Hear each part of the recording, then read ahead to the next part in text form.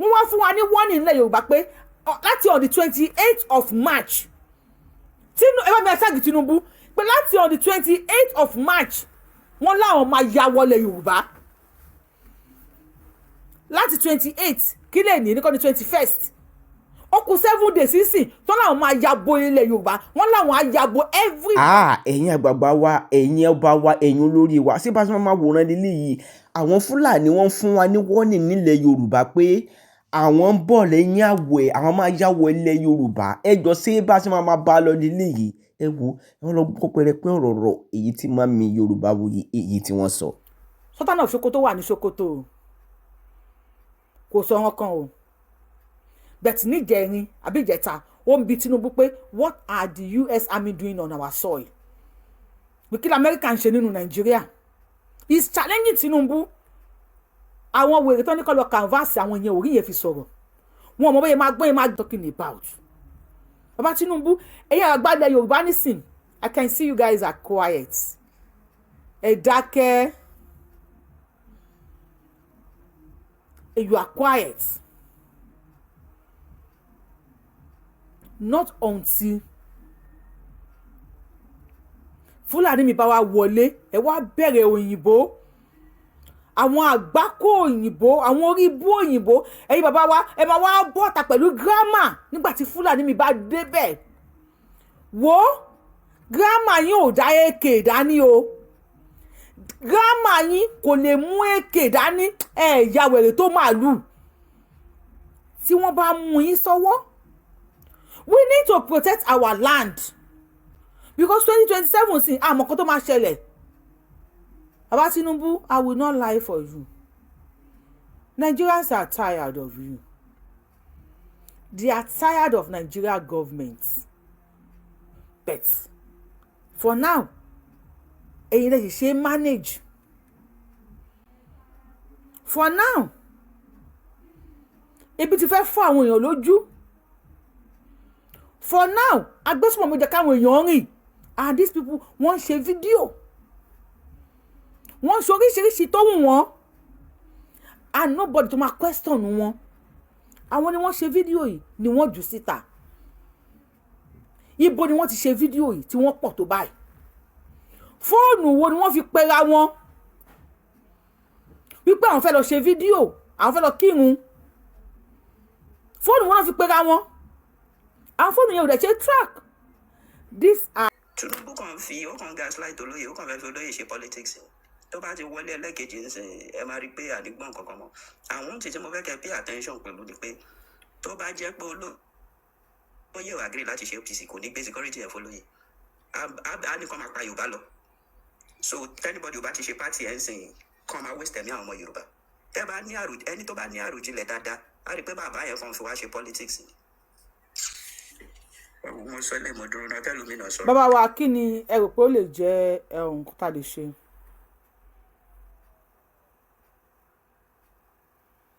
Bàbá wa Amos ẹ on mute because nísìn àwọn wèrè tán láwọn ń bọ̀ ní on the 28th of March wá sílẹ̀ Yorùbá wá pa anybody wọ́n máa wá o wọ́n máa wá wọ́n ti kírun tán. gbogbo yẹn ò kan Tinubu kò kan tó gbogbo ilé ìtẹ̀ ń sọ yẹn kò kan títí ẹni pé kò ń ṣáà ti ṣe campaign kan ti dìbò kí nǹkan tó bá ti ní affect ìdìbò yẹn kò kan kò ọba wà lọ́la kódà kan ló ń bọ̀ lọ́la kò sí nǹkan tó máa ṣe 28 yẹn gan ti pẹ́ jù ọ̀la kan ló ń bọ̀ lọ́la kó dẹ̀ rí lẹ́tà yẹn kan máa kà á fún báyìí tí ó bá ti affect ìbò yẹn gangan ní kókó kò ní wá ó ń fi Yorùbá play politics ni ó yẹ káwọn èèyàn ti mọ gbogbo kínní náà olófrí olóyè ó gbẹ́sẹ̀ kúrò lórí bank account olófrí olóyè torí olóyè ṣẹ̀ṣẹ̀ join APC kó tó di pé ó ṣẹ̀ṣẹ̀ wá gbé security fún olófrí wo nìyẹn ẹ̀yin ajá kó lóye dìde lọ́la kó lóye lóun ò ṣe APC mọ́ ẹ máa rí kó máa gba security ẹ̀ padà kò ní gbé fún anybody kò ní gbé fún Gani Adams gan nítorí nígbà tí Gani Adams wà agree àti ṣe APC so APC yẹn gangan ní jù ṣẹ́gẹ̀t kò òṣèlú yẹn gangan lòún fẹ́ ṣe gbogbo pé security má ṣe security wọn pa Yorùbá wọn ṣe kinní kan yẹn kò ká lára so èmi Tinubu bí ìfẹ́ máa sọ̀rọ̀ ẹ̀ kó má dàbẹ́ ni pé yẹn kórìíra ẹ̀. ó dà ẹ ṣe gan bàbá wa ẹ ta òkè bá wa gbóhùn sókè.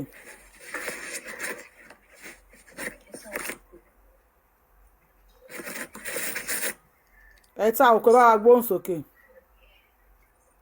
ẹ wá bínú mo wà bí iṣẹ́. Yorùbáwùyí mo ti dé padà. ẹ káàbọ̀. Ẹ kú ètò.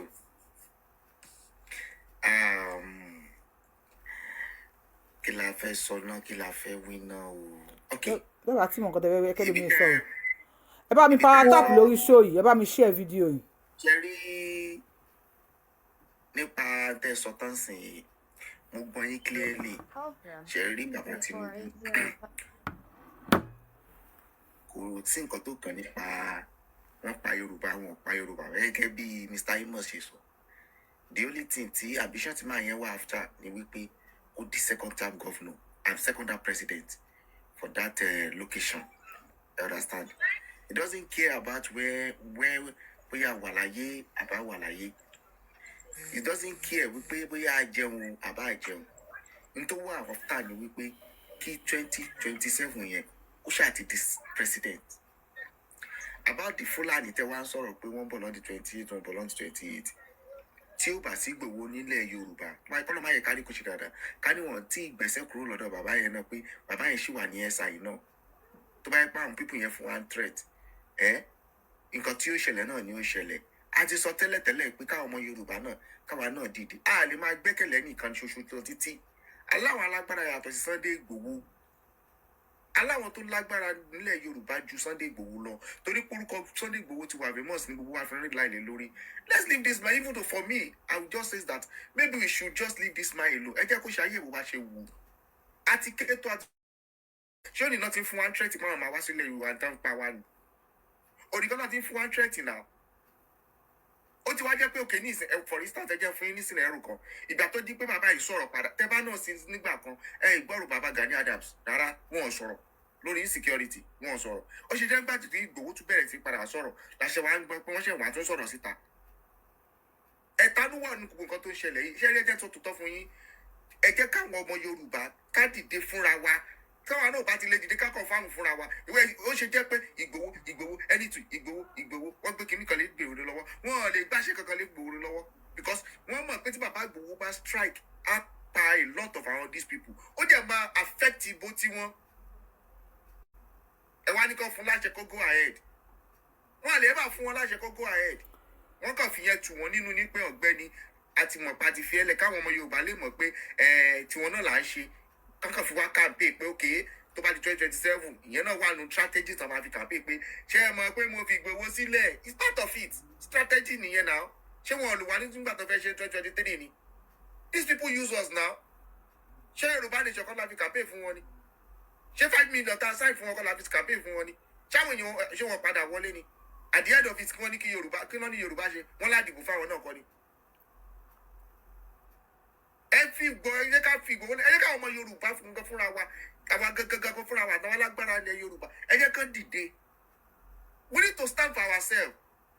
ok ṣé ń gbàtọ̀ máa pa lógúnlógún tán pa lọ́gbọ̀n ọ̀rọ̀ káwa ok ṣé ibo mélòó ni Ìgbòho fẹ́ kárì how many security ni Ìgbòho fẹ́ kó ká lọ sí Ọ̀yọ́ Ọ̀ṣun Ògùn èyí gbogbo èlú.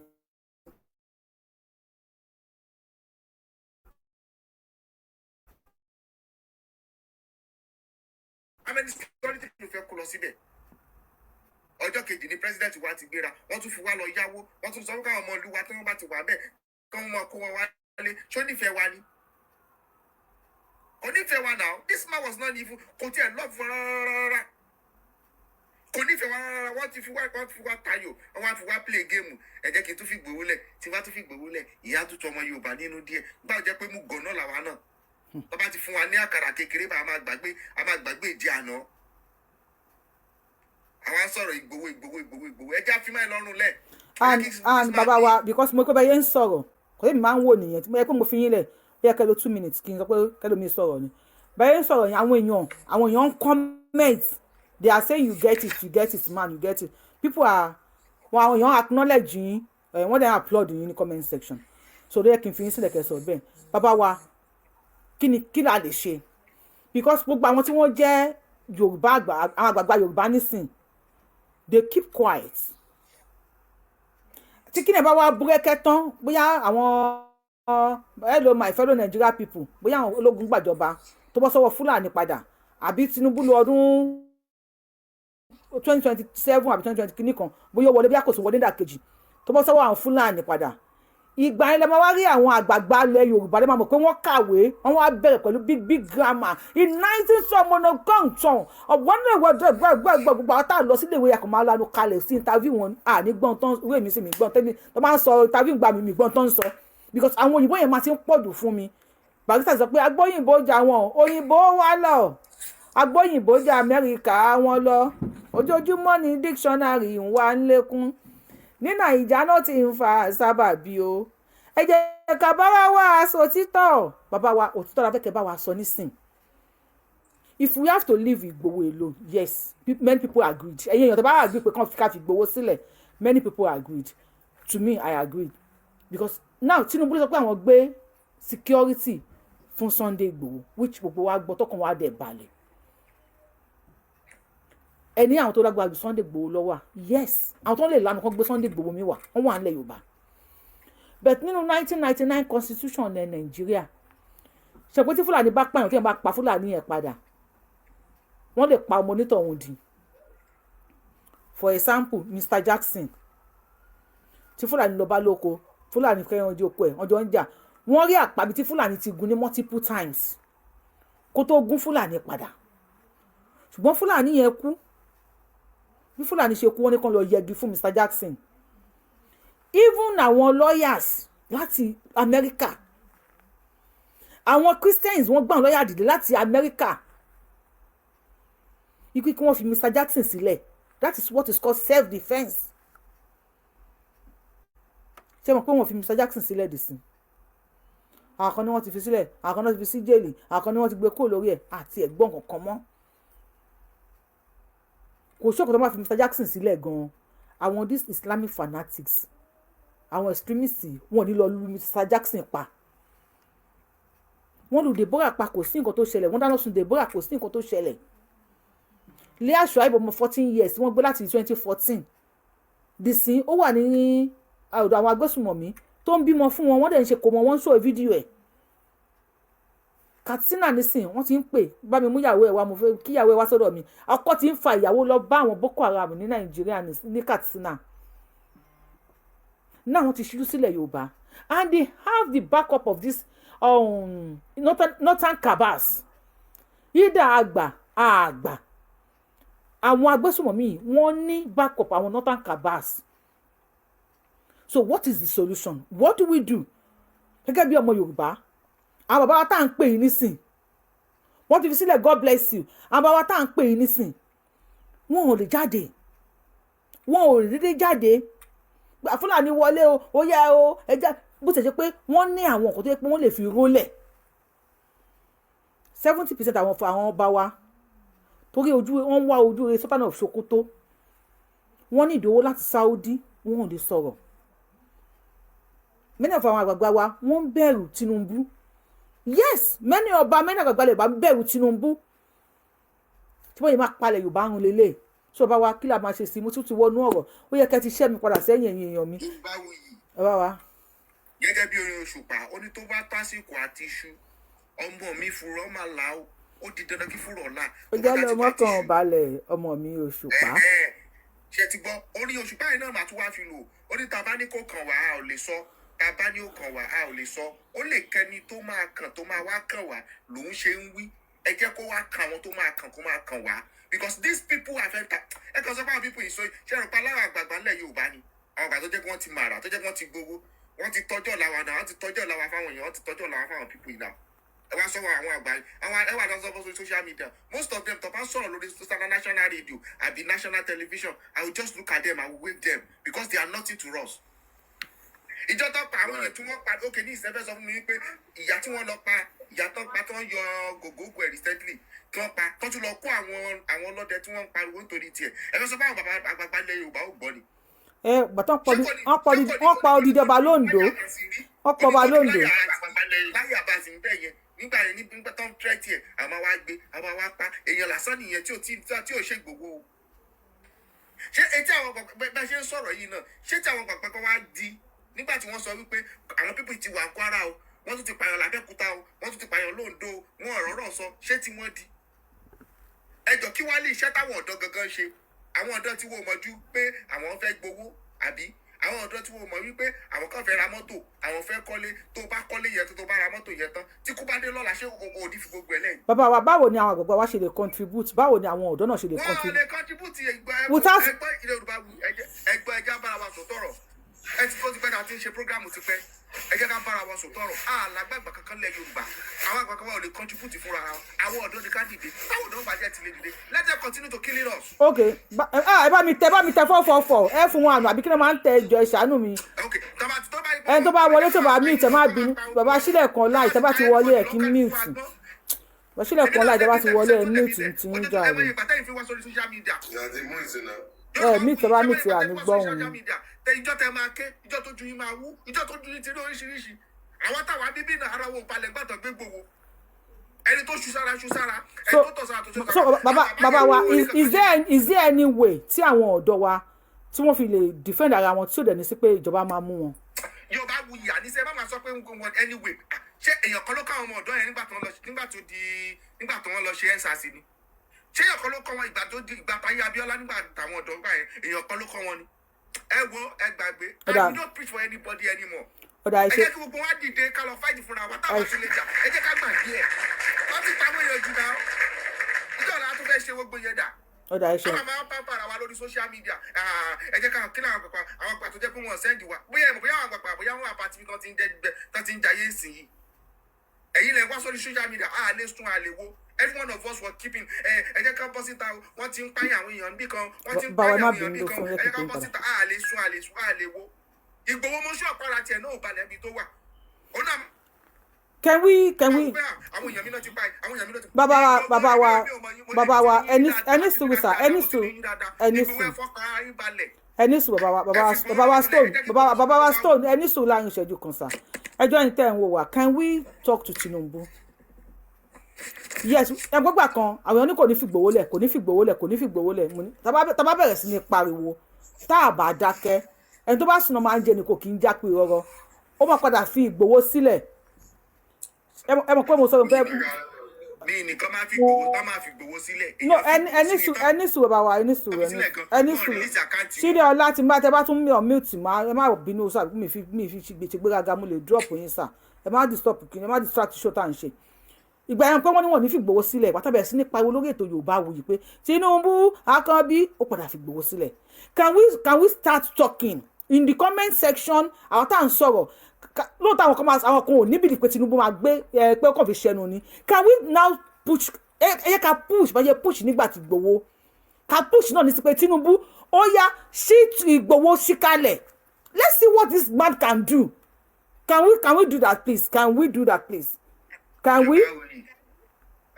Yorùbáwùyí ẹ̀ ń gbìyànjú Ọlọ́run mo tún yín lẹ́ẹ̀kan sí ẹ̀yin nìkan lẹ ń sọ̀rọ̀ yìí àwọn dá tó ń ṣe social tẹ́jọ́ ń ṣe fúgàmù tó jẹ́ pàjọ́ ń gbọ́ fúgàmù yìí most of them mo sọ̀rọ̀ síbi tẹ́ sọ̀rọ̀ lọ bàbá mi fún mi ní ìṣẹ́jú kan ẹ bá wa bẹ Tinubu ọmọ Yorùbá ẹ bá wa bẹ Tinubu we are begging you please.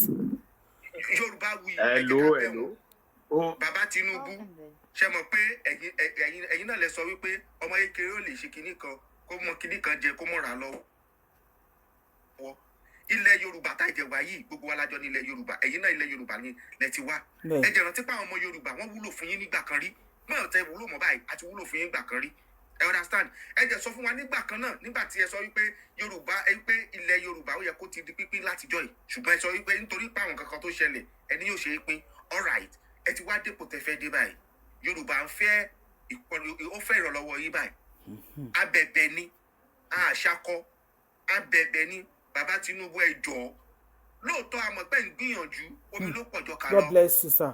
àmọ́ pé ibi tẹ́ ń náwó sí pọ̀ àmọ́ pé táyé àpéyìn Kẹ́hìndé àpéyìn Sàfàrà àpéyìn Ẹ̀dó àpéyìn ṣùgbọ́n lẹ́ẹ̀bi ibi abínibí tán ti bí yín ilẹ̀ bàbá yín ẹ má gbàgbé pé àwa yìí náà la gbìyànjú lẹ́kọ̀ọ́ lábúrẹ́ ní everywhere la sọ pé ẹ jọ̀ọ́ ẹ bá wa ká bá wa dìbò fún yín ẹ jẹ́ ká ẹ rántí òwe kan tá a pa ń gbà yẹn o ọmọ wa ò ní ṣèjì bẹ́ẹ̀ bẹ̀rẹ̀ ká fi lẹ̀kẹ̀ ká sí gbé di lẹ̀kẹ̀ sí di ẹlòmíì. ẹlòmíì wọ́n ti wá gbé lẹ̀kẹ̀ sí ti yín kódà ó fi tìyín bàbá Tinubu kódà ó yẹ yín Ọlọ́run ẹlẹ́gàn lójú. ó dà bàbá wa ẹ ṣe gan ká tún gbé kọ̀lẹ̀ ẹlòmíì sa ẹ ṣeun ẹ gan. mọ̀jọ yẹ́lẹ̀ fáwọn ọmọ Yorùbá ẹ ṣeun. wọn ní paríparí ẹ̀ Yorùbá wuyì ẹ fi gbowó lọ́rùn lẹ̀ ẹjọ́ sí ó dà ẹ ṣeun ẹ bá gbóhùn sókè lórí fóònù sàn. hello ayélàgbé. ẹ káàbọ̀ sàn. ọ̀rọ̀ tèmi máa fẹ́ yàtọ̀ díẹ̀ ìdí tó máa dàbí pé ó fẹ́ yàtọ̀ díẹ̀ ni wípé ṣe rí àwọn ọ̀dọ́ wa gan àwọn olóṣèlú ti ra wọn torí gbogbo wọn náà fún ní junction ẹni tó máa fún lọ́kadà ẹni tó máa fún ní kinní kan torí àwọn gan ò fẹ́ ṣiṣẹ́ sọ̀rọ̀ mi yé yín àwọn bàbá wa wọ̀nyí tẹ́ ń pè lọ́ba ìbálẹ̀ nǹkan kan wọ̀nyí náà dẹ̀ ná ọ́fíìsì wọn síbẹ̀ ṣé àwọn tó ń lè sọ̀rọ̀ fún wa jáde sọ̀rọ̀ fún wa ṣáwọn náà fẹ́ àwọn náà fẹ́ kọ̀ǹtúrò àwọn ọ̀dọ́ pé kàn ṣe nǹkan kan a ní àgbààgbà kankan rárá. bàbá wa can we push mo mọ̀ pé ẹ nígbàgbọ́ náà àgbààgbà wa mo mọ̀ pé ẹ nígbàgbọ́ ní bàbá Tinubu I know èèyàn tó ń wò mí 70% rí mi bẹ́ẹ̀ ni pé woman yìí tún ti bẹ̀rẹ̀ àwọn bàbá wa èmi gan ò nígbàgbọ́ nínú wọn but can we push ọ̀nà ẹni tó bá sùn èèyàn máa ń di òkè ń jí àpérọ̀rọ̀ wọ́n pérọ̀rọ̀ ni can we push can we continue pushing pé we want to see what Sunday Igboho will do ẹ ti Sunday Igboho tàn wá ẹ ti gbé security fún can we all push in the comment section or the phone can we continue pushing pé Tinubu we want to see what Sunday Igboho will do can we push sir. ìṣòro nǹkan tèmi ń sọ ni pé láì kọ́lọ́run kó gbà wá mi àwọn kan sọ pé ká fi Sunday Igboho lẹ̀ á lè fi Sunday Igboho lẹ̀ o òun lọ́lọ́run gbé kalẹ̀ fún wa torí ọ̀pọ̀lọpọ̀ nǹkan tá à ń sọ yìí tí ò bá sì máa yẹn ojú wa ò là débẹ̀ o àti ẹ̀ ní rí gbọ́ rárá ìkan nìyẹn lẹ́nu ìgbà tí ọ̀rọ̀ òun àti Sowore ṣẹlẹ̀ yìí sì àmúyẹ náà ti ń dárúkọ ẹ̀ wọn kì í dárúkọ ẹ̀ tẹ́lẹ̀ àmọ́ wọn bá dẹ̀ tí wọ́n á béèrè orúkọ ẹ̀ yẹn wọ́n á wá béèrè pé iṣẹ́ wo gan ló ṣe wọ́n wá ṣàlàyé òye yẹn tó wá yí àwọn ẹlòmíì ju bó ṣe wà lọ ara àwọn ìdí tá a fi lè filẹ̀ nìyẹn mo dẹ̀ mọ̀ pé Ọlọ́run máa dúró sí security yẹn náà wọ́n máa gbé fún ẹ̀tọ́ ẹ̀ tó ṣì wà lọ́wọ́ ìjọba torí ẹnìkan sọ pé wọ́n gbẹ́sẹ̀ kó lórí àkáǹtì ẹ̀ náà béèyàn bá ń fún yàn lágbo á jókòólẹ̀ kó Tinubu kó jọ kó torí Ọlọ́run kó fún yọ̀ọ̀da owó ẹ̀ fún kó jẹ́ kó rówó ná àbí $10 tó fẹ́ máa fún ló fẹ́ kó máa ná Ọlọ́run á wà pẹ̀lú ọmọ ọlọ́mọ Ọlọ́run á dìímú Ọlọ́run tó dáa fún pé kó wá ṣe kankan nílẹ̀ Yorùbá yìí ó ti bẹ̀rẹ̀ ó sì máa ṣe àṣeyọrí lórí bàbá wa sílẹ̀ ọlá ẹ bá wa gbóhùn sókè ẹ ṣe nǹkan dájú wa thank you God bless you sir sílẹ̀ ọlá ẹ bá wa gbóhùn sókè sir ẹ kúrò dé àsìkò ẹ máa ń disturb mi gan mi láìkẹ́ máa wọlé kẹ́ máa mute mi láìkẹ́ tí máa rí kíní báyìí mi fẹ́ gbé yín wọlé and there will be a day you send request I will not just bring you up pé mi ò èèyàn yín ni mí bẹ̀ tí èmi èèyàn lé mi náà ok mo ti gbọ́ sir àṣẹ á dá fún gbogbo wa àṣẹ. ṣe rí ẹ jẹ́ kí n dá sí ètò pé ká fi ọ̀rọ̀ kékeré wọlé nàmbà wà nínú bàbá Tinubu abẹ́yìn ni arọ̀ yìí ni Ọlọ́run jẹ́ kó bàjẹ́ fún yín kò ní bàjẹ́ fún ọmọ tí yín kò ní bàjẹ́ ẹjọ́ ẹ bá wa fi àkáǹtì olóyè Ìgbòho ọmọ Adéyẹmọ Ìgbòho ẹ bá wa fi àkáǹtì ẹ sílẹ̀ ẹjọ́ bàbá abẹ́yìn ni. Nàmbà 2 ntẹ̀mí fẹ́ tó dá sí ni pé ṣe rí Ìgbòho ẹ bá wa jẹ́ kó jáde ẹ jọ̀ọ́ torí Ọlọ́run lọ́dọ̀ tí èmi náà ẹ jẹ́ kí bàbá ní bàbá kó ṣe kí kó sinmi díẹ̀ torí láti bí ọdún 4 sẹ́yìn ẹ̀yin náà lẹ ń pariwo lẹ́jà lẹ́jẹ́ gbogbo ẹ̀ lórí social media àti gbogbo ẹ̀ fi dóhùn Yorùbá ṣe rí àwa Yorùbá máa dúpẹ́ Yorùbá lẹ́ẹ̀mẹ́ta ti aburú lẹ́dà lẹ́nu ọjọ́ mẹ́ta yẹn sìn ẹni yẹn sọ̀rọ̀ kékeré kan ọ̀rọ̀ kékeré tó yẹ ká pamọ́lẹ̀ láàrin ara wa ẹtì ọ̀dà tá àwa náà Yorùbá náà ló tó ń jáde láti sọ yẹ kó sọ̀rọ̀ bẹ́ẹ̀ ó ti sọ gbé nìkan ìgbà kan àwòkọ́ gbogbo bàbá ta sọ tó yẹ irú ẹlòmíì tó yẹ kó tiẹ̀ try láti contact ẹ pé àìgbọ̀n irú ọ̀rọ̀ bẹ́ẹ̀ sọ yìí kò yẹ kẹ́ sọ orú ẹ̀ kíní kan nǹkan àwọn Haúsá yẹn táwọn kì í ṣe láàrin ara wọn nìyẹn wọn á mọ bá ti máa pa ọ̀nà ẹ̀ àwa la máa bọ́ sórí kíní tá a máa bẹ̀ sí sọ̀rọ̀ kíní kan tó rí tó wọlé. tíṣẹ́ bá ti bẹ̀rẹ̀ nísìn kò ní sẹ́jọ́ mọ́. oníṣẹ́ ẹjọ́ dá tá àgàtí mò ń sọ fún yín tó ọlọ́run á gbà fún wa ẹjọ́ dá tá ọlọ́run alẹ́ máa bá mi dúró ti ẹgbẹ́ òdìdí onílé ọlọ́nà tó fi ilé ẹlẹ̀ tó fi ìyàwó àtàwọn ọmọ ẹlẹ̀ tó wà ní ẹ̀yìn odi fún ọdún 4 ẹjọ́ dá tá ọlọ́run rẹ̀ tó dá padà díẹ̀díẹ̀ náà ọlọ́run á ṣe ìyanu èmi máa gbàdúrà fún yín o. ẹ ṣeun wọn àdébá wa gbóhùn sókè wọn àdébá wa gbóhùn sókè ó dẹ̀ ti cut ṣé ẹni tó pẹ́ power tap làwọn èèyàn ṣe ń drop èmi kọ́ ni mo ṣe yẹn ń sìn Olúfẹ́mi ẹ bá wa gbóhùn sókè pápápásà.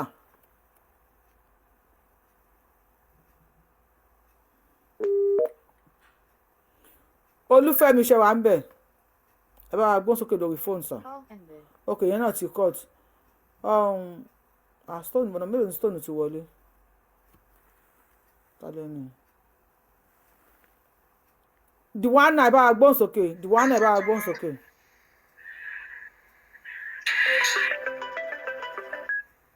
ẹ bá wa gbóhùn sókè lórí fóònù sàn Diwana ṣe wà ń bẹ̀ àbí ká drop yín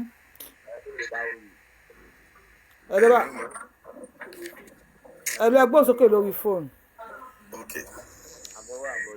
ó gbá àtọ yín.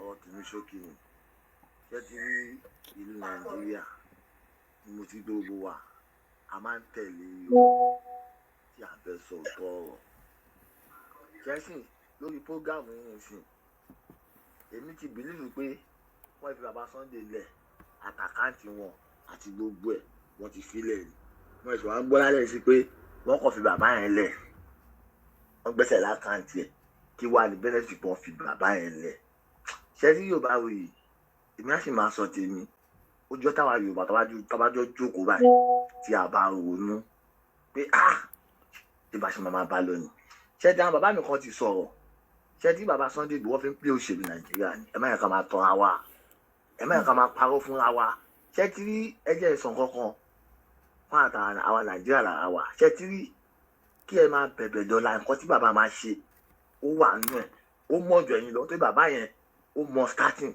ó mọ finishing torí náà ṣé tí gbogbo àwọn olórí ilẹ̀ Yorùbá gbogbo àwọn aṣáájú ilẹ̀ Yorùbá gbogbo wọn ti jẹ dòdò wọn ṣé tí èmi máa ṣe máa sọ ẹnìkan tó kù tí a lè pè báyìí ni pé táwọn àyẹ̀wò kan máa dé o yàtọ̀ sí Elédùmarè tó bá kàn bó ṣe yọ bàbá Sunday jáde níjọ́ kìíní àná bí ó tún wá sílé yọ áńgẹ́lì mi ilẹ̀ Yorùbá ṣùgbọ́n lásán pé ṣí n gidi kan ṣé ẹ̀sọ́ kan gbé iṣẹ́ security fún bàbá inú 100% ẹ fún yàn ní 20% 80% ẹ sì dín mú. security tí wọ́n gbé fún nísìn àti rí pé security pé wọ́n jáde àti rí náà kò jẹ́ ẹ̀ níṣẹ́ àti máa jókòó àwọn ọmọ Yorùbá máa tọ́ra wa àwọn máa parọ́ fúnra wa ṣé àwọn bàbá mi àtàwọn ìyá mi ti sọ̀rọ̀ lẹ́ẹ̀kan ṣé ẹ má yẹ ká máa tọ́nà ẹ̀rọ fúnra wa ẹ jẹ́ ká bá wa ṣé gbogbo nǹkan Nàìjíríà máa ti sọ pé gbogbo nǹkan Nàìjíríà lọ́wọ́ yìí tí o bá ti ṣe òṣèlú Nàìjíríà Ọlọ́run ló lè ẹ wò bàbá kan sọ̀rọ̀ kan lẹ́ẹ̀kan ó ní ẹ wọlé Haúsá tí ìyá bá ń jẹ ọmọ wọn kan wọ́n máa jáde ẹ wò sáà wọn àtìtánì of Sokoto tó lọ bá tó ẹrù fà tó lọ bá Bọ́lá Tinubu ó ní kó release àbí kó charge sí court. ẹ wo ti Igbo àwọn kan rìn nìyẹn lábẹ́lẹ̀ ẹ wá wo táwọn Yorùbá torí táwọn Yorùbá wa Ọlọ́run dá ẹ̀jì mi owó àti irọ́ làgbẹ́kẹ̀lé lẹ́ Yorùbá wo yìí ẹ má ká máa dì sí bàbá wa ẹ má máa sọ títọ́ ọ̀rọ̀. God bless you ó dàbọ̀ sir. ṣe rí lórí tàbítàdé yìí àti Igbo àti Fulani wọ́n máa join ọwọ́ papọ̀ máa drop yín o.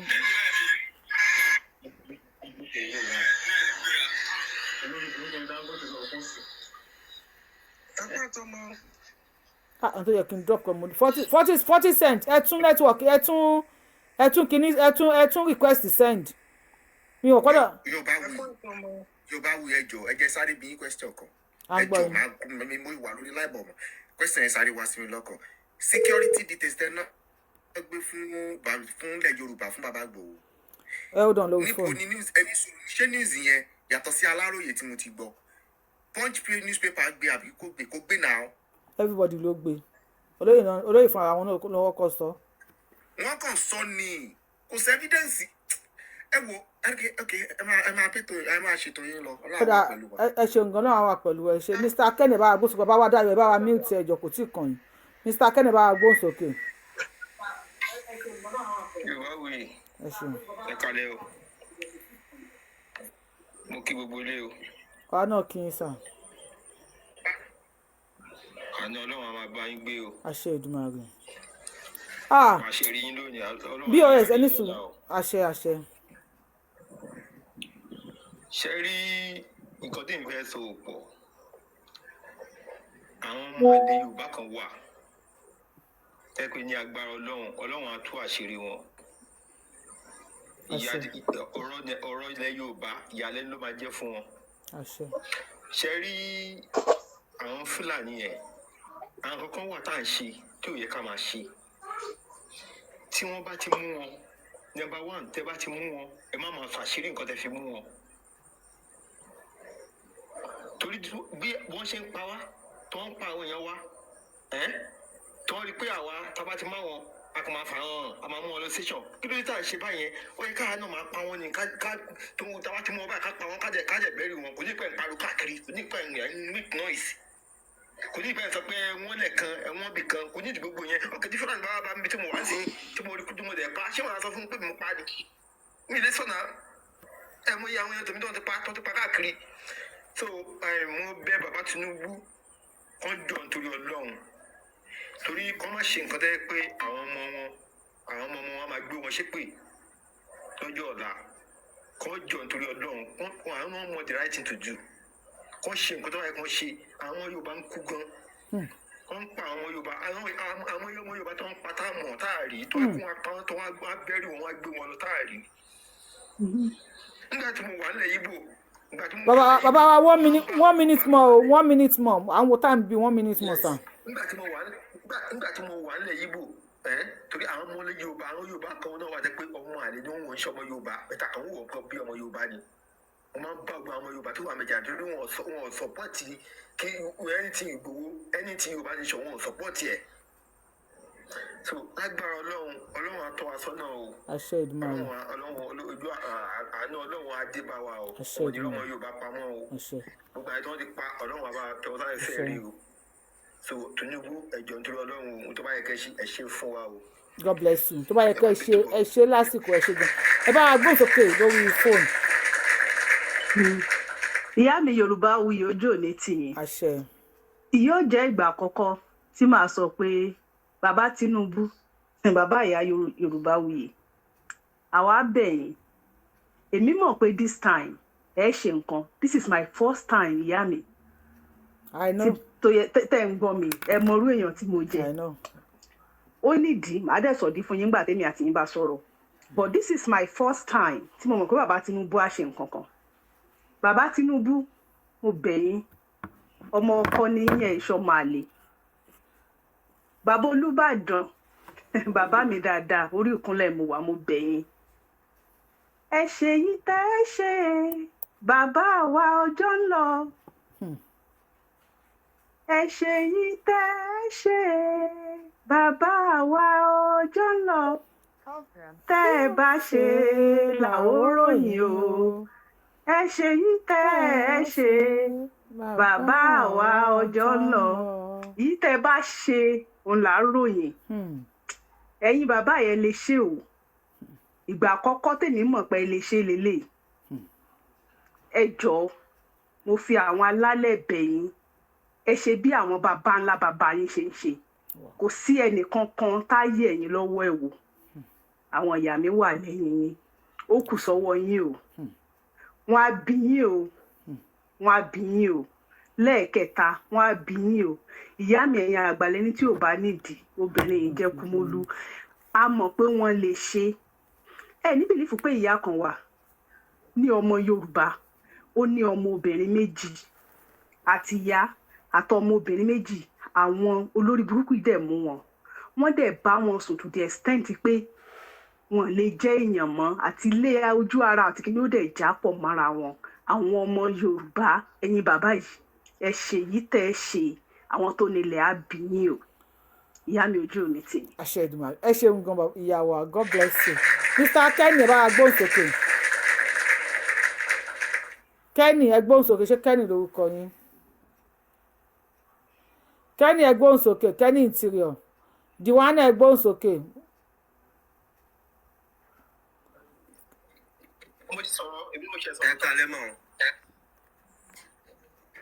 ẹ kálẹ́ ìwọ náà mo sọ̀rọ̀ sí yín o. Diwana ẹ sọ̀rọ̀ ìtàgbọ́ yín. yes ma ẹ ṣeun ẹ kú ohun ẹ̀dẹ̀ kú iṣẹ́ takuntakun ṣe é rí tẹ́lẹ̀. ẹ bá wa power tap lórí show yìí náà ẹ jọ. ọ̀tọ̀ ní nǹkan tí mo fẹ́ sọ ẹ̀ tẹ́lẹ̀ ọ̀tọ̀ pátápátá gbá nǹkan tí mo fẹ́ sọ ẹ̀ tẹ́lẹ̀ but ẹni bọ̀mọ́ mi tó sọ̀rọ̀ tó ń sìn yín bọ́n ṣe ń sọ̀rọ̀ lọ yẹ ẹ̀mí yẹn kọ́ mi rántí àlá kan tí mo lá ní just 3 days ago ni mo lálàá yẹn mi ò ń ṣe pastor o though not Christian mi but mi ò ń ṣe pastor máa lọ sí church déédéé but torí pé mò ń faṣẹ́ lójú méjèèjì mi lọ sí church láti bí oṣù kan nísìn mò ń gba abiṣẹ́ lọ sí ibi iṣẹ́ mi ni ibi tí mò ń tà àti sọ ni wípé mo sùn ní ìjẹta mo lálàá yẹn ní ìdájí tí bá dẹ̀ ti lálàá ní ìdájí kò sí ní àlá yẹn ní ìtumọ̀ kí lálàá tí mo lá ni wípé mo lálàá wípé mo wà ní ibì kan tó jẹ́ bíi ilẹ̀ yẹn tó tẹ́jú igbó dẹ̀kún bẹ́ẹ̀ dáadáa tó jẹ́ lunch green tí igi ga síbẹ̀ lóríṣiríṣi lójú àlá mo kàn déédéé rí wípé òjò bẹ̀rẹ̀ àti òjò àti omi tí èyí mọ́bi tó ti wá ó kàn dá flood sílẹ̀ ni flood yẹn pọ̀ débi wípé láàrin ìṣẹ́jú kan ilẹ̀ dẹ̀ gbẹ débi wípé drought bẹ̀rẹ̀ sí ní ṣẹlẹ̀ ilẹ̀ lẹ́ẹ̀dẹ̀ bẹ̀rẹ̀ sí ní là ẹ̀mí àwọn sọ fún mi lójú oorun yẹn wípé ilẹ̀ Yorùbá rèé o ilẹ̀ Yorùbá rèé o ilẹ̀ Yorùbá rèé o and I don't live in Nigeria ó ní ilẹ̀ Yorùbá rèé o mo wá pé ìṣòro tèmi bá ní ni kí ó sọ pé ilẹ̀ Yorùbá rèé o ilẹ̀ Yorùbá rèé o ilẹ̀ Yorùbá rèé o gbogbo àlá tí mo sọ ìkò ju ìṣẹ́jú kan lọ so ó dẹ̀ ní uncle kan tí mo ní tó jẹ́ pé ó mọ ìtumọ̀ àlá mi ì lóru ẹ̀rí. bàbá wa you have 1 minute more sir and what time is it. ṣé nígbà tí mo máa ṣàlàyé fún ó ní ó ní nǹkan kan ń bọ̀ tó ipò máa ṣẹlẹ̀ Yorùbá tẹ́kù kò dẹ̀ ní dára ipò máa le gan gidi ọ̀tọ̀ ní kó tí mo fẹ́ sọ tẹ́lẹ̀ ò but woman tó sọ̀rọ̀ láti ló mi rántí lè wípé àwa Yorùbá ká múra ó ní ó ń bọ̀ àwọn ládẹ́ẹ̀dẹ̀ eléyìí ò ń ṣọ̀rọ̀ àwọn ọmọ ó yẹ ká bẹ̀rẹ̀ sí ní sáré sí ní báyìí because ìdí tí mo sọ lè ní wípé ṣe rí ẹni tó wà bẹ́ẹ̀ lọ́wọ́lọ́wọ́ oníkálukú wa ti ń bẹ̀ èmi náà máa bẹ̀ bàbá Tinubu èmi ń bẹ̀ yín ni o mò ń rọ̀ yín wípé ọlá èdè kan náà tá a jọ ń sọ ọlá wípé ọba ló ba lórí ohun gbogbo ọba òun lẹ́yìn náà ń jùwọ̀n fún ọba lèmi náà sọ wípé kábíyèsí fún àwa láwa níbẹ̀ nísìnyí torí Yorùbá ní ẹjọ́ mo bẹ̀ yín mo rọ̀ yín ẹ jẹ́ ká ṣe bó yẹ bí wọ́n ṣe ń ṣe kó ba lè rí bó ti ń rí. ẹ ṣeun gan bàbá wa gan God bless you Mr. Dayo bá wa gbóhùn sókè sir Mr. Dayo ṣe wà ń bẹ bá wa gbóhùn sókè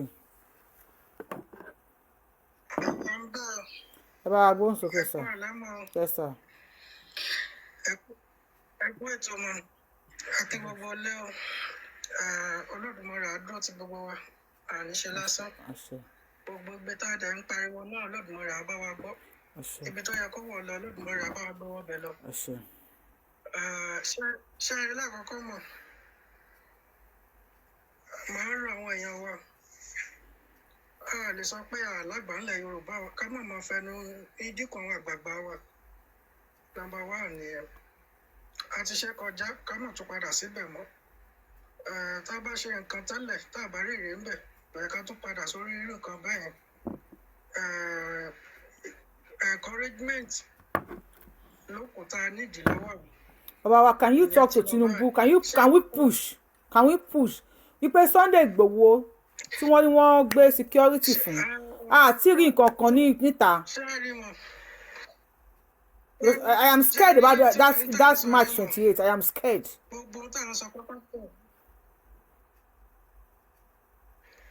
yes ma ṣé gbogbo tá à ń sọ yìí mọ̀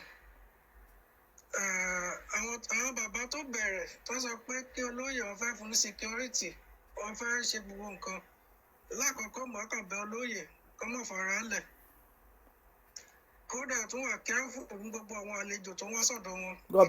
God bless you. eléyìí tó jù ní pé àwọn ti fún ìgbà kan ààrẹ mú àti fẹ́ try again ọlọ́run jẹ́ kó ṣẹlẹ̀ sí wọn. Because wọ́n tá ọmọdé bá ṣubú àwọ̀ wájú táwọn bá ṣubú àwọ̀ ẹ̀yìn wọ̀ kí olóyè máa wọ ẹ̀yìn wọ̀ nǹkan nìyẹn. Ṣé ayé àwọn bàbá wa tó sọ pé kí olóyè lọ gbọ́ àwọn ọmọ tó fẹ́ ṣiṣẹ́ security tí àwọn bàbá yẹn bá serious kọ́kọ́ kó ilọ́ọ̀sì mẹ́wàá kalẹ̀ náà. Now, this is what I want to hear. We want to Katimari flashing. Aya Katimari flashing. God bless you, sir. Bàbá wa olùrìṣà kọ́kọ́ donate ilọ́ọ̀sì márùn-ún tábà serious lóòótọ́. Ní bàbá wa olúbàdàn ó donate ilọ́ọ̀sì mẹ́ta. Kí bàbá wa nílé gbọ́n kó donate ilọ́ọ̀sì méjì. Àwọn ọba tó wà lóńdó kó donate ilọ́ọ̀sì méjì. Àṣà ní àwọn first class ọba wọn lẹ́sàn ta tìta ní. God bless you. Donate ilọ́ọ̀sì méjì. Wọ́n ṣe ń gbowó. So a ní nǹkan ló máa mú orí ọmọdé wú. Ẹ bá domi síwájú, báwo lè ṣe fẹ́ tẹ̀lẹ̀ tútù? Thank you for understanding me, sir. Insecurity à ń pariwo lóńdó, à ń pariwo ní Ògùn, à ń pariwo ní Ìbàdàn. Ẹjọ́ ṣé ọ̀kadà náà fẹ́ máa gùn kiri ni? Àwọn ọmọ máa lo ẹgbẹ́ kiri. So àwọn fúnra wọn tó sọ pé kí olóyè wá ṣe security, kí ni provision tí wọ́n prepare sílẹ̀ fún? Olóyè pé káàkiri sọnù fẹ́ ṣe àwọn ọgbẹ́ security fún ẹ náà. Pé president náà fẹ́ kó wọ́n dùn ẹ̀. Àwọn bàbá wọn yìí, a ní gómìnà mẹ́fà, káwá fi Kogi mọ́ àti Kwara, ká fi mọ́ ọjà mẹ́jọ. Káwọn ọ̀rẹ́ náà donate 50 million kò pọ̀ jù. Owó tí wọ́n ń gbà lóṣù fún security vote, wọn ò lè ná 10% ẹ̀ tán sórí nǹkan tá à ń sọ yìí. So kí àwọn ọba mọ̀ sọ pé ẹja ti síwájú tí wọ́n bá ṣí àkáǹtì nígbà tó bá tó táìmù tó máa ṣí àkáǹtì máa ṣí. Tí wọn ò bá ṣe ọlọ́run á ṣí okùn ẹ̀mí tiwọn náà kò sẹ́wọ̀n ń bẹ̀. So tí àwọn bàbá yẹn fúnra wọn kọ́ńkọ́ gbé ìgbésẹ̀ security sí ká gbàgbé nípa Àmọ̀tẹ́kùn àbánìyẹn ni òwò mẹ́rin mọ́. Ó kẹ́ olóyè lọ́fẹ́ kó ṣe nǹkan yìí ẹ̀yin bàbá yìí ní ṣí state mẹ́fà tá a ní ẹ̀yìn ọba tó jẹ́ first class donate lọ́ọ̀sì mẹ́ta ẹ̀kọ́ sàdán olóyè mo bá ṣe distribute fún àwọn èèyàn tó wá wọnú gbọ́ lọ ṣùgbọ́n ẹ̀ẹ́dọ́mi ṣọ́wọ́ ẹ̀ lọ fẹ́ fi síbi náà sí security ni. wọ́n dẹ̀ ti gbẹ́sẹ̀ lákàntì ẹ̀. ọwọ́ ẹ̀kọ́ náà ó kẹrin tí ò ṣiṣẹ́ láti almost 5 years láti 5 years kò ṣiṣẹ́ kò ṣàbọ̀ ó ṣáà dúpẹ́ lọ́wọ́ Ọlọ́run ṣé owó ló bá fẹ́ finance security ẹ fẹ́ ní kó wá ṣe fún lówó fún ní nǹkan èròjà fún ní gbogbo nǹkan fún lákàrà fún lápà fún anything ṣé omi ẹ lásán ló máa fi ṣe security ni. Tó bá organize àwọn èèyàn 100,000 tó organize wọn tó bá sì kàn tó fẹ́ fi finance gbọ́dọ̀ padà sílé ẹ̀dán tó bá ṣe security tí yóò gbowó fún ìyàwó ẹ̀ tó fẹ́ fi jẹ nílé ṣé òun ló fẹ́ lọ ṣe security ń ta. So gbogbo kínní ló ní irú provision gbogbo ìlú tá a lọ káàkiri wọ̀nyí wọ́n provide fún security ni security ń gba owó time to time ni security kì í ṣe ọ̀fẹ́. Tí wọ́n bá rẹ́dì táwọn báyìí bá rẹ́dì àwọn ló máa mọ̀ pé olóyè gan ló máa rí pé àwọn báyìí rẹ́dì lóòótọ́ ṣùgbọ́n tí olóyè lẹ́yìn oṣù kan ṣùgbọ́n tí wọn báyìí bá ti rẹ́dì bàbá olóyè padà sí Germany ibi tó bá pa wá dé àásìmí ń bẹ̀ agbára wa ń bẹ̀ kò jù bẹ́ẹ̀ ẹ̀kú ètò mọ̀. Ẹ ṣeun gan bàbá wa ẹ bá wa kí bàbá wa ẹ̀ gbogbo bóyá ń sọ̀rọ̀ yẹn àárá àwọn èèyàn kọ comment oníkálukú ti wà carried away including me èmi náà wà carried away but ẹ bá wa ṣe thank you sir ẹ ṣeun sir torí kú iṣẹ́ ló máa mórí iṣẹ́ yá ẹ bá wa kí wọn ní comment section bàbá wa Dayọ̀ ẹ lè tí ì lọ because mo tún wá ní ọ̀kan tí mo fẹ́ rán yín létí níbi tẹ́ gbé wa lọ yẹn ṣé àwọn pípàtà lọ pé lóye Sunday Igboho pé kó join Yorùbá nation nípa security ilẹ̀ Yorùbá tẹ́ bá mọ̀ pé bàtà àwọn wèrè DSS yẹn lọ sí lóye Sunday Igboho ẹ̀rọ àwọn mọ́tò tí wọ́n kun Yorùbá nation sí. Olúfẹ́mi máa drop yín mọ̀ ráyè kíní. wíìkì tí wọ́n lọ́ra táàkì lóye wíìkì yẹn ni àwọn Yorùbá self-determination movement wọ́n donate 10 machine fún wọn machine yẹn dẹ̀ ní ìgbà tó lẹ́yìn ọtí sílẹ̀ àmọ́ ibi tó wọ̀ mọ́ ìwọ̀n yẹn ti lọ wọ́n tún donate fún àwọn arábí náà tó sọ pé a ní ìbọn àánú tó jìbọn lọ ẹni kìíní kan ẹnu náà ń jà ń bẹ̀ kiri látọjọ́ yìí ààrẹ aṣọ àyíká máa pariwo torí pé olóyè ti wà ń lù tó lẹ́yìn ò bá sí àwọn owó tún nìyẹn. sọ táìmù tí wọ́n tó jọ yẹn ti kọjá Yorùbá ò ní táìpẹ́lẹ́ àwọn ti yẹ ibẹ̀ ẹ jẹ́ ká fi okú mọ̀ da orí programu ẹ̀rú tí wọ́n tó wà bò bá dandan yìí sí sọ wọ́n ti pariwo pé a ní nǹkan tó jù bọ́ lọ. ọlọ́mọgún 5 million pẹ̀tì ọmọ 5 million tí wọ́n ní ìlú tí wọ́n ti gbé bí wọn gangan wọ́n ti pa wọ́n bẹ̀ níjàta ẹ̀ tó lọ́mọgún 5 million tí ò lójú tí tó kọ́kọ́ wọ́ bójú. fúnra màá kàn rọ gbogbo àwọn tá a bá nífẹ̀ẹ́ olóyè tá a bá dẹ̀ nífẹ̀ẹ́ ìran wa àwọn bàbá yìí àìmọye kan tí wọ́n rí táwọn náà ò lè sọ síta nígbà tó bá ṣe jẹ́ bàbá wọn lọ́wọ́ ń gbà ní according to district tá a gbọ́ ẹni tó ṣe ìdájọ́ bàbá wọn lọ́wọ́ ní my own is tight àwọn bàbá yìí tí ọwọ́ yín bá tight ẹjọ́ tí àwọn bàbá yín fi jẹ́ ọba ní ayé àtijọ́ ṣé wọ́n gbà lọ́wọ́ yín. wọ́n ní ojú mi ló rí òòrí tinú mi tinú yín yẹn àníìdí àti rí lọ́bẹ̀ká pàfọ́ọ̀mù ẹ̀ fún wa. ẹni ẹjọ́ bá tó joyè kó má wọ̀wọ̀ joyè ẹnu mi ò kálù kí ló ń wá nídìí oyè. so tí àwọn bàbá yìí provision kò sáré tí gbogbo ìsìnká tá à ń pariwo nílẹ̀ wa yìí tí gbogbo àwọn ọba tá a ní ká gbé ọ̀rọ̀ ẹ̀sìn ká gbé kúrò ńbẹ̀ tí wọ́n bá ṣe nǹkan tó tó àbí tó yẹ gbogbo tá à ń sọ yìí within 48 hours àárí ìyàtọ̀. ṣùgbọ́n ṣé àwọn ọba yìí fúnra wọn pẹ̀ tí wọn ò lọ́wọ́ sí security tó ń jà wá tí wọn ò lọ́wọ́ sí. because tí wọ́n ń pa nílùú ẹ wọ́n ṣe gbọ́kàn nílùú ẹ ẹjọ́ ìṣẹ̀dálẹ̀ ìlú yẹn ta ló wà ń ṣáàjì ẹ̀ ta ló fún ìṣẹ̀dálẹ̀ ìlú yẹn léèwọ̀ jẹ. ta ni ẹnjí à ń sọ pé àwọn politician ti bà nǹkan jẹ́ politician ti bà nǹkan jẹ́ politician ò bà nǹkan kan jẹ́ àwọn tó wà ń bẹ̀ gangan ló bà nǹkan jẹ́ wọ́n kẹ́ ẹ̀ sí mo mọ̀ yín mo ní oyè wù mí jẹ ó mọ̀ pé ní ìlú ẹ̀yẹ wọ́n ń bọ̀ Ògún wọ́n ń bọ̀ Ṣàngó wọ́n ń bọ̀ Bàtálá wọ́n ń bọ̀ gbogbo nǹkan ojú oyè yẹn tán oní orí wọn yẹn tán lẹ́sìn ló gbé kárí ẹjọ́ ṣé wọn ò ní kógun já ìlú yẹn ní tó ń protect ìlú ó kẹ̀yìn sí kò sí ìlú tó wà ní gbogbo ilẹ̀ Yorùbá tí èṣù ló jẹ́ olúbodè ìlú gbogbo ìlú pátá ká tó wọnú ìlú èṣù ló máa wà lẹ́nu bodè ìlú tí wọ́n máa bọ ẹjọ́ ọba mélòó ló ń bọ èṣù máa ń sìn ní bodè ìlú ẹ̀ ṣé èṣù tó rò pé wọ́n tó ń ṣe fífún nu báyìí ṣé òun lè ṣù ẹ̀dọ́ wa ni ọba mélòó ló lè jáde lè pé òun bọ èṣù. bàbá wa mo sáré ní question kan fún yín sà question tí mo ní fún yín ní wípé bàbá Tinubu àti àwọn àgbà ilẹ̀ Yorùbá àti rí maximum ṣe mass kidnapping nílẹ̀ Yorùbá tí bá ti ń sọ̀rọ̀ ẹ máa bá mi mo ṣe fẹ́ sọ ní èdè Yorùbá ni tó máa fi deep ẹ máa bá mi bí ayé fún wa àbí fọ́fọ́fọ́ ẹ máa bá mi máa kọ àti rí mass kidnapping ní ilẹ̀ Yorùbá ìgbà tí wọ́n wọ wọ́rọ̀ ní Kwara State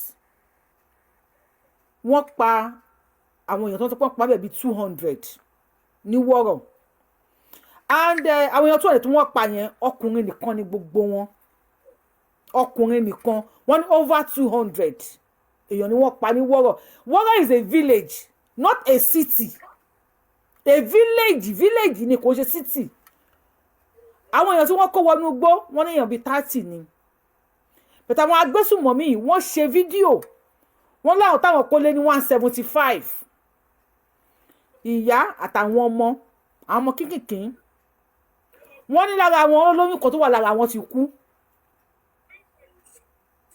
ọlọ́run má yẹ ká ṣe òṣì má yẹ ká ṣì lùyà wọ́n lóyún tó wà lára àwọn láwọn kéèké gan ti ń kú náà a ti rí mass kidnapping ṣé ẹ̀yin àgbàgbà ilẹ̀ Yorùbá ṣé ẹ̀ ń dúró de mass killing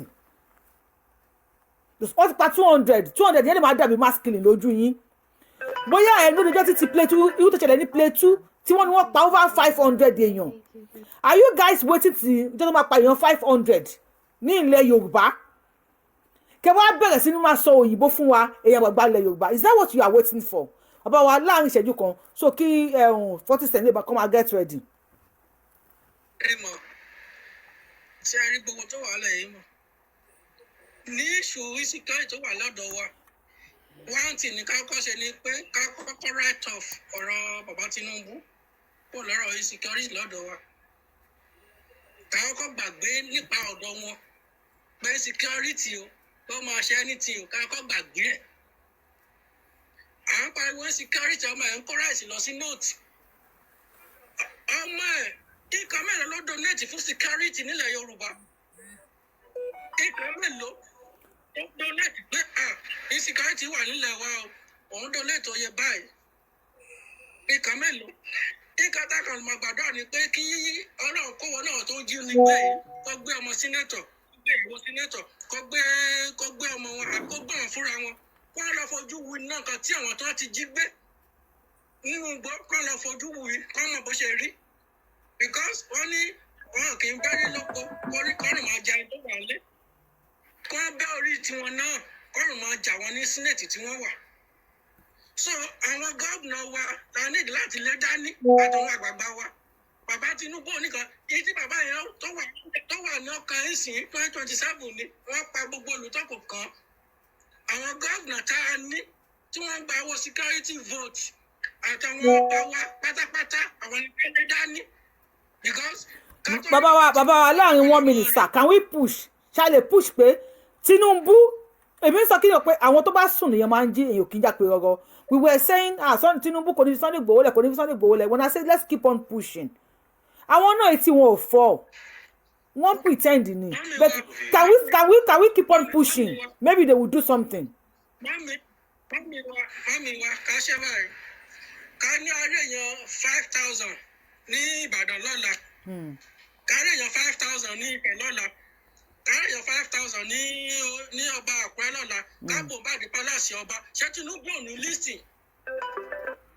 Àwọn ọba yìí àwọn la máa lọ gbogbo pàtì bá ní pálásì wọn.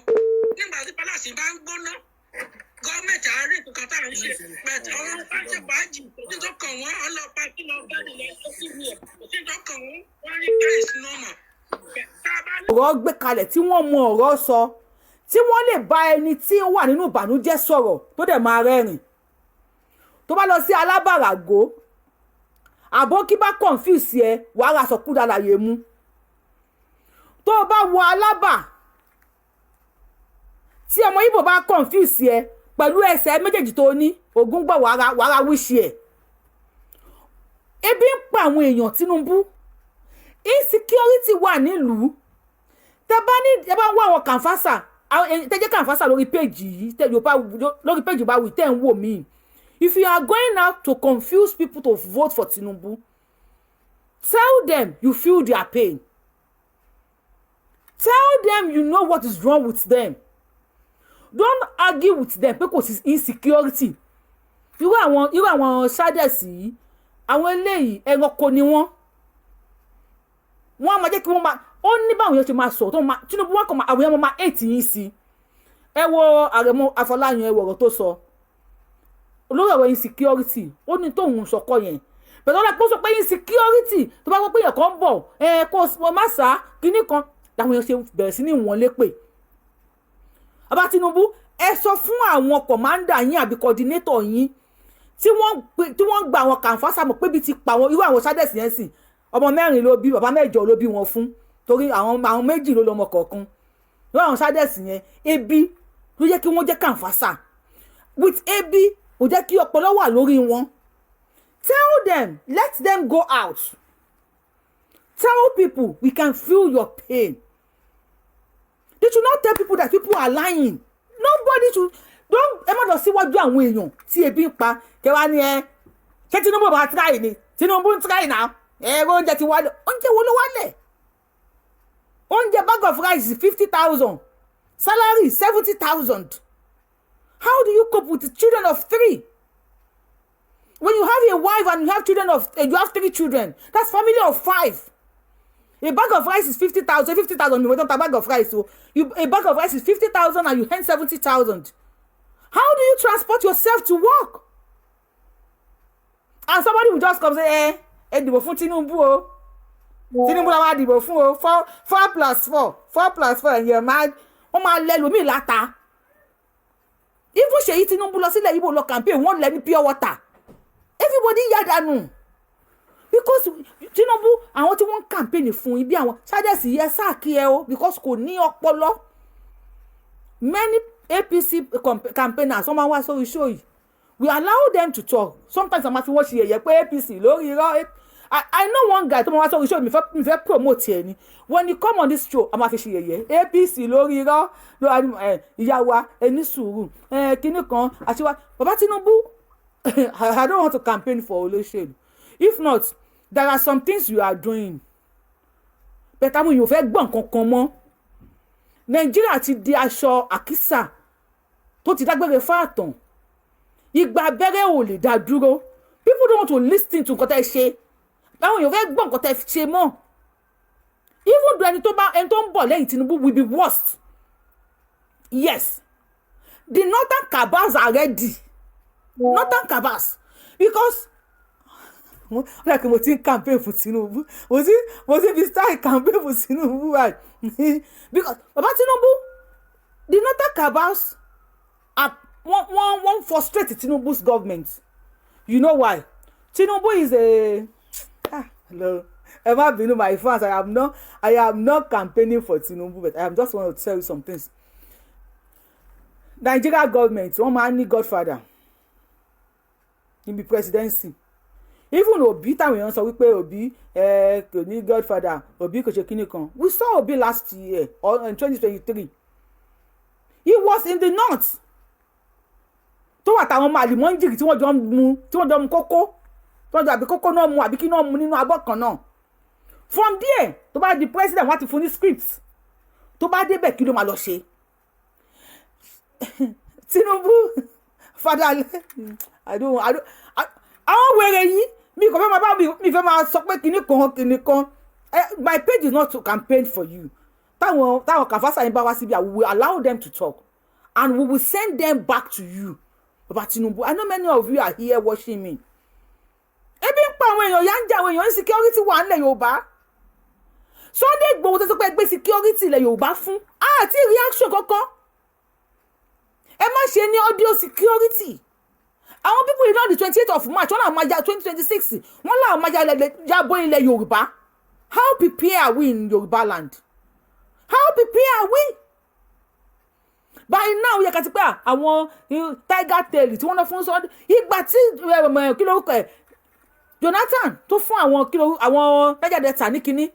Wọ́n fún wọn pé ni. And if you are giving Sunday Igboho the security of Yorùbá land, Baba Tinubu, please equip him. Ẹ má ṣe bí Àmọ̀tẹ́kùn. Equipped ẹ. Kí wọ́n ní tó kojú.